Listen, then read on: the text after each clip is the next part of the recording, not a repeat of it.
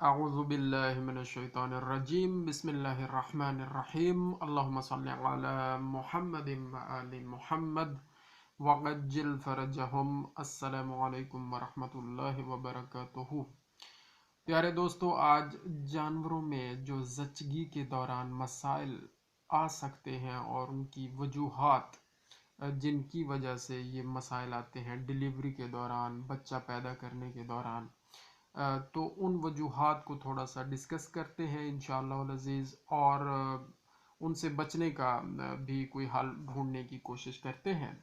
تو سب سے پہلے جو ڈیلیوری، جو مشکل پیدائش ہوتی ہے جانوروں میں، پیدائش کا جو مرحلہ ہے اس میں جو مشکلات پیش آتی ہیں، ان کی وجوہات میں جو پہلی وجہ ہے وہ یہ ہے کہ جانور کمزور ہوتا ہے۔ جسمانی طور پر جانور کا کمزور ہونا یہ پہلی وجہ ہے۔ تو اس کا حل یہی ہے کہ جانور کو کمزور نہ رہنے دیا جائے اور اس کی کیئر پہلے سے ہی کر لینی چاہیے۔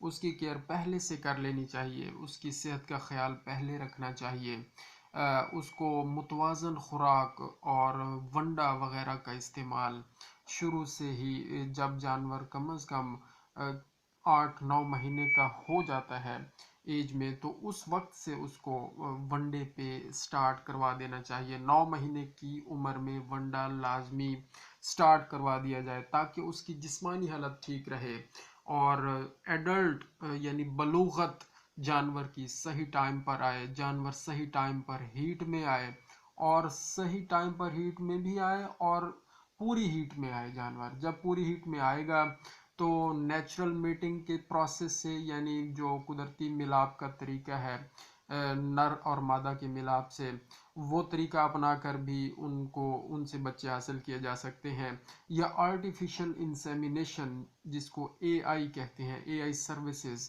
جو محکمہ لائف سٹاک پرووائڈ کرتا ہے AI ٹیکنیشین کے ذریعے، اس کے ذریعے بھی ہم کر کے انسیمینیشن کر کے جانوروں سے بچے حاصل کر سکتے ہیں۔ تو اگر جانور خدا نخواستہ جسمانی طور پر کمزور ہے اور اس کی خوراک کا پہلے خیال نہیں رکھا گیا تو آگے اس کو بچہ پیدا کرنے میں مشکل پیش آئے گی۔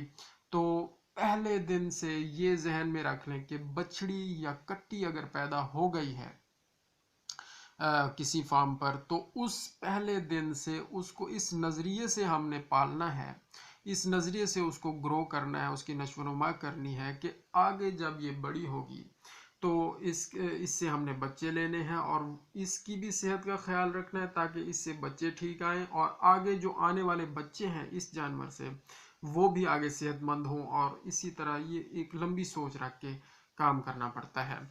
تو یہ ایک پہلی وجہ ہے۔ دوسری وجہ یہ ہو سکتی ہے کہ بچہ جو پیدا ہو رہا ہے وہ نارمل پوزیشن میں نہ ہو۔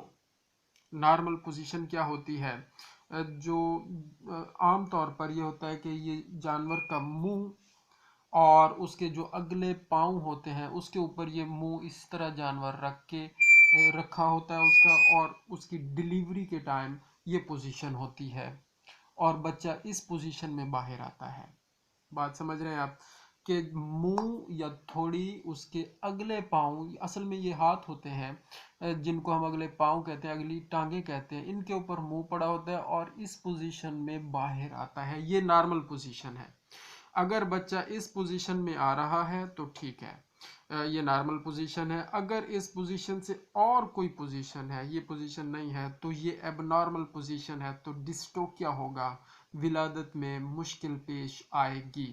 فوری طور پر ڈاکٹر صاحب سے رجوع کریں، وہ اس کی پوزیشن کو ٹھیک کر کے اس کو باہر نکالیں گے۔ تو یہ ساتھ حل بھی ہم نے آپ کو بتا دیا۔ ظاہر ہے اور تو اس کی پوزیشن کو ٹھیک کرنے کے لیے کسی ماہر سے ہی رابطہ کرنا پڑے گا، وہ بندہ جو پریکٹیکلی کام کر رہا ہوتا ہے فیلڈ میں، وہ زیادہ بہتر طور پہ پرفارم کرتا ہے۔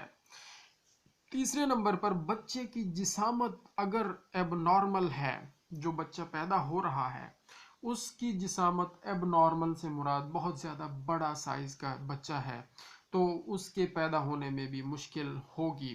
اور یہ بڑے سائز کا بچہ اس وجہ سے بھی ہو جاتا ہے کہ بعض اوقات اس بچے کے اندر किसी वजह से पानी इसके अंदर जमा होना शुरू हो जाता है और उसका साइज़ बढ़ जाता है, तो फिर भी मसला हो जाता है। इन्फ्लेमेशन उस बच्चे में शुरू हो जाती है, तो ये एबनॉर्मल पोजीशन हो जाएगी और डिलीवरी में मुश्किल होगी। या बाज़ औक़ात ये भी होता है कि अभी हमारा जो जानवर है, गाय है या भैंस है, वो पूरी बालिग ही नहीं हुई या उसने पूरा वेट गेन ही नहीं किया और हमने उस पे आर्टिफिशियल इंसेमिनेशन के ज़रिए रखवा दिया है जी, इंसेमिनेशन करवा दी है, टीका रखा दिया है, जिसको आम ज़बान में कहते हैं कि बीज रखा दिया है जी। तो क्या होगा? और फिर रखवाया किसका है? उस नर जानवर का, जो कि साइज में पहले ही बड़ा है। तो उसके सीमन को जब रखा जाएगा उस जानवर पे जिसकी जिसामत अभी पूरी नहीं है, जिसने अपना पूरा वेट ही नहीं गेन किया, तो फिर आगे डिलीवरी में मसला होगा। बच्चा बड़े साइज का हो जाएगा उसके अंदर, पेट के अंदर, और जब वो बाहर आएगा, आने का टाइम होगा, तो उसमें बहुत मुश्किल होगी और मसाइल होंगे। तो ये आपने नोट रखना है। तो बच्चे ऐसा काम नहीं करना चाहिए।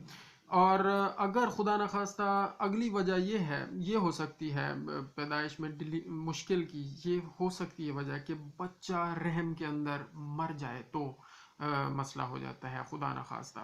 और उसकी बहुत सारी वजूहत हो सकती हैं। ट्रामा हो गया है, कोई चोट लग गई है, या कोई ऐसी अंदर इन्फेक्शन हो गई है, या कोई ऐसी बीमारी हो गई है, तो बच्चा अंदर मर सकता है।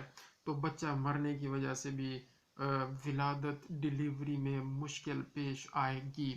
पांचवी वजह ये हो सकती है कि बच्चेदानी का मुंह ही पूरा नहीं खुला, जिसको हम कहते हैं रहम का मुंह का ना खुलना। रहम के मुंह का ना खुलना एक अहम वजह है, बड़ी वजह है। और वो क्यों होता है? जानवर अगर कमज़ोर हो तब होता है। जानवर में अगर हार्मोन्स पूरे पैदा नहीं हो रहे और सही टाइम पर सक्रीट नहीं हो रहे, और वो उसी वक्त होते हैं जब जानवर कमज़ोर होता है, तो बच्चेदानी का मुंह पूरा ओपन नहीं होता और बच्चा बाहर नहीं आ सकता। तो ये एक वजह है।